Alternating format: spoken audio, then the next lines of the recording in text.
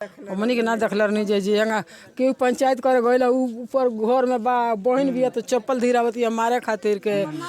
आ ओकरा के गइल तू कहले जे काहे चप्पलवा धीरावत रहे तो बहुत हुस्ती हो गइल बड़े भेजी ओकरा के वो केवड़िए बगल में रहे खड़ा बस आइल बस चाकू से हेंग मरल से हमनी के पहुंचल बानी सा कुशीनगर जनपद के सवरही थाना क्षेत्र के राजपुर खास बेनिया टोला में यही परिवार के जग्गू निषाद जी रहनी है। और वो देखी जग्गू निषाद के जौन बाकी तीन गो बेटा जौन रउआ देख पाओ तनी हई सबसे बड़ा बेटा बाड़े। आज इनके पिता के साया कहीं न कहीं हट गइल बा। बताओ ली जाता कि पंचायत में जौन बाकी लगातार 2-3 दिन से सुर्खियों में जौन खबर बनल बा पंचायत में उनके कहीं न कहीं चाकू के द्वारा मार दियल गई रहे तो इनके पिता रहे। आई देखिए और छोट जौन बाकी लड़का ये परिवार में केहू भी ये बड़ा कमाए वाला नहीं है। ब्रह्मभोज भी बतावल जाता कि 11 तारीख के बाद तो आई ये परिवार से आखिर जानल जाओ कि आखिर ये परिवार के अब केंगा मदद हो या केंगा ये सब हो पाई। तो आई तमाम हमनी के जानकारी लियल जा। बाबू तोहरे पिताजी रहनी हुआ के केंग का घटना भइल रो मत बताओ केंग घटना भइल। अच्छा ये बताओ तारा कि यहाँ ये बड़ा अरे दादी रोई मती बताई केंग कुली घटना हो गईली। हम तो एक दर पर बैठल बानी हम का जानता नहीं केंग कुली घटना हो गईली सो ई गई रहे लोग हो जब बाजार गई रहे कहाँ गई रहे से आई लोग डिवाडी रहल से हां मने रात में एथी भई रहलन तो नाट समझा दिया घर चली आइल मन आके घर निश्चिंत हो गइल मन सवेरे भयो कहले तो उहो डंटले बड़े जिनका से भइल बा उहो डंटले बा मामूली विवाद रहे पंचायत में ये सब हो गई। हाँ अच्छा ये बताई क जना लड़का बालो उनके कमाए वाला केहू नहीं क्या हमर बाबू केहू कमाए वाला नहीं कमाए वाला कोई नहीं सबसे बड़ा लड़का ये बड़ा बड़ी माझिल हो छोट है देखी लोगी रहुआ सीधे है जौन लड़का बारे सब सबसे बड़ा बेटा रहे हैं ये लो छोट सबके आँखों में आंसू है। देखी माता जी जे रोत तनी। अच्छा ये बताई अब बच्चा लोग कहेंगे पढ़े वालों की ना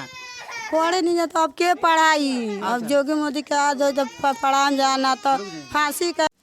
अच्छा ये बताई मदद करी जान की लड़का हमार पढ़ल लिखल सन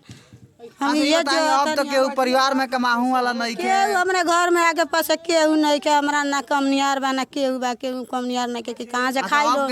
खर्चा चलिए बच्चा लोग कहेंगे पढ़ी लो अब वही तरह का कल ना नहीं के बन मजूरी कैल खियावल पोसल और का कैल मदद करब ना तो सहाय करब ना तो कुछ पढ़ ली लोग माने कहीं मदद कर देता तो और समस्या के समाधान हो जाये। हाँ हो जाये। अच्छा दादी ये बताई इतना बड़ा घटना कब ऐसा घटना देखले रही है हमनी के नहीं कबो देखले रहनी है हमनी के ना देखले रहनी जे यहाँ केहू पंचायत करे गइल ऊपर घर में बा बहन भी तो चप्पल धीरावती मारे खातिर के आ ओकरा के गइल तू कहले जे काहे चप्पलवा धीरावत रहे तो बहुत हुस्ती हो गइल बड़े भेजी ओकरा के वो केवड़िए बगल में रहे खड़ा बस आइल बस चाकू से हेंग मरल से बाबू एक बार मरल से दुकान छिहिल गइल दोसर का बेर मरल से हे पर लागल सीना दुकान चाकू दुकान ओई में ऐठा जाता बस हेंग रहे। अच्छा पंचायती तो लोग रहे लोग मन हेने रहे अब घरवा में जैसे घुस गइल तो बोलौनी जे काहे घरवा में चल जाता रहे ने आव बहरिया कहे के बताओ को तब अब भीतरिए रहे हाथ वाला फाक मार दल से इतना बतिए भाई। तो देखिए कहीं ना कहीं इतनी बड़ी घटना पूरे क्षेत्र जो है इस समय सदबा में है सबके। ये देखिए पूरे लोगों के आंखों में आंसू जो आप तस्वीर सीधे तौर पे देख पा रहे हैं। हम लोग जग्गू निषाद जी के घर पे पहुंचे हैं और दुखों भरी कहानी अगर आप लोग समाज सेवा की असली दावा रखते हैं तो इस परिवार पे पहुंचिए और कहीं ना कहीं आप लोग के छोटा मोटा सहयोग से ये परिवार भी अब देखा जाए तो कहीं ना कहीं खुशहाल हो सकता है। केवल जो है आपका एक मदद चाहिए सहयोग चाहिए। परिवार के लोग जो है मदद की गुहार लगा रहे हैं। तो अभी अगर आप लोग हमारा वीडियो कहाँ से देख रहे हैं कमेंट कीजिए और ज़्यादा से ज़्यादा लोगों के पास पहुँचाइए ताकि इस परिवार को भी मदद मिले।